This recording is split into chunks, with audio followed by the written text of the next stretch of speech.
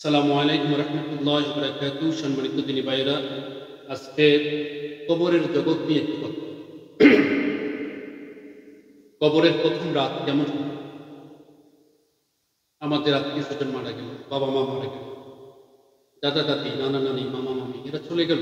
তারা কোথায় গেল? সেখান থেকে কোনো রেসপন্স আসে না।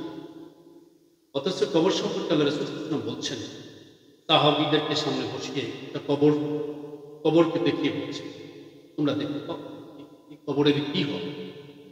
আমি কবরের আযাবের চেয়ে বড় কোনো আযাব, কবরের ফিতনা চেয়ে এর কোনো বড় ফিতনা আমার জীবনে এত কঠিন একটা কবর, এত কঠিন একটা বিষয়। তোমরা কবরের ফিতনা থেকে, আযাব থেকে তোমরা আল্লাহর কাছে আশ্রয় নাও। নবীজি দোয়া শিখিয়ে দিয়েছে, দোয়াটা পড়ো। আমার ভাইয়েরা, তো এই কবরে প্রথম রাত অথবা কবরের প্রথম সময়টা কেমন যাবে? দাফন করার পরে দাফন করার পরে মুনকার নকির কবর প্রবেশ করবে, এটা আমরা জানি, হাদিস দ্বারা প্রমাণ। সল যজ্ঞ, মান রাব্বুকা মান দীনুক, এই যে কোশ্চেন গুলো করবে, কোশ্চেনের আপনি জবাবটা দিবেন কখন বা কিভাবে, কখন দিতে পারবেন বা কিভাবে দিবেন বা দিতেই পারবেন। আমার ভাইরা, যদি সালাত আপনার না, সালাতে আমরা গিয়ে সুবহান রাব্বিয়াল আযীম, সুবহান রাব্বিয়াল আলা, রব্বানা লাকাল হামদ হামদান কাসীরান তাইয়িবান মুবারাকান ফীহি, সুবহান রাব্বিয়াল আলা, সুবহান রাব্বিয়াল আযীম, এই যে রব্বি রব্বি শব্দটা আসছে নামাজে কতবার আসছে।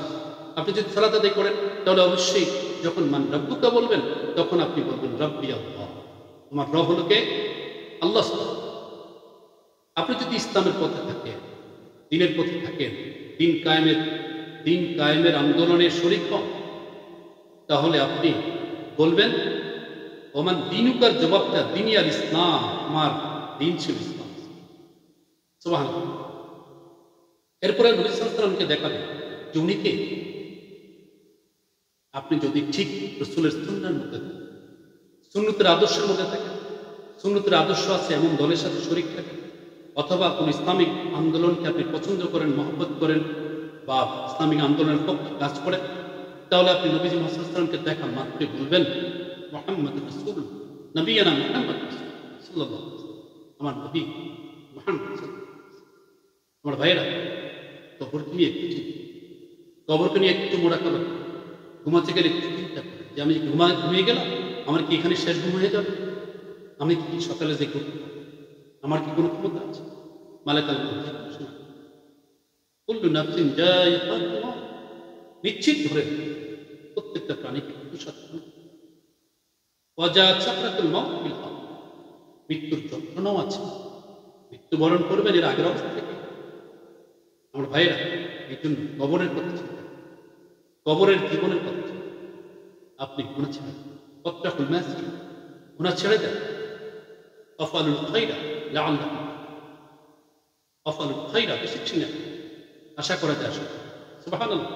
আমার ভাইয়েরা, আল্লাহকে ওয়াত্তাকুল্লাহ, আল্লাহকে ভয় করুন, ইন্নাল্লাহা শাদীদুল ইকাব, আল্লাহ শাস্তি দানে বড়।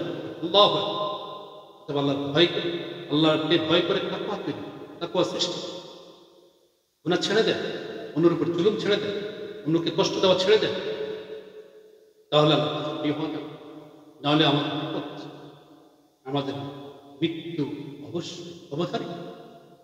আল্লাহ তাআলা আমাদেরকে কবরের জীবন সম্পর্কে অনুধাবন করার তৌফিক, মৃত্যুর যন্ত্রণাটা কেমন হবে সেটা বোঝার জন্য আমাদের অনুধাবন করার সে সুযোগটা লাগে, এবং মৃত্যুর কথাটা বেশি বেশি আকসির আজিমের লাজ্জাত,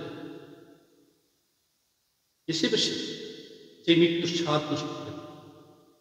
সেই মৃত্যুর কথা স্মরণ কেন করবে? মৃত্যুর কথা স্মরণ করে গুনাহ থেকে ফিরে আসবে। কবরের পাশে গিয়ে কবর জিয়ারত করবেন, তাহলে দেখবেন আপনার অন্তরটা বদলে গেছে, যে এখানে তো আমাকে একদিন ঘুমাতে হবে। অতএব সেই মনে যখন আল্লাহ ভীতি চলে আসবে, তখন গুনাহ ছেড়ে দেওয়া একেবারে সহজ। নেক আমল করতে, নেক আমল করতে দেখা যাবে একদিন আল্লাহ প্রিয় হয়ে যাবে। যখন আল্লাহর কাছে কিছু চাইবেন, আল্লাহ তাআলা আমাদেরকে আল্লাহ তাআলা আল্লাহর প্রিয় বান্দা হিসেবে নবীজির সুন্নাহ মোতাবেক ইবাদত বন্দেগি করা, নবীজি মুহাম্মদ সাল্লাল্লাহু আলাইহি ওয়াসাল্লামের উপর মহব্বত, নবীজির সুন্নাতকে মহব্বত করা, দ্বীন কায়েমের জন্য আল্লাহ তালা আমাদেরকে কবুল করেন। আল্লাহ। আসসালামু আলাইকুম ওয়া রাহমাতুল্লাহ।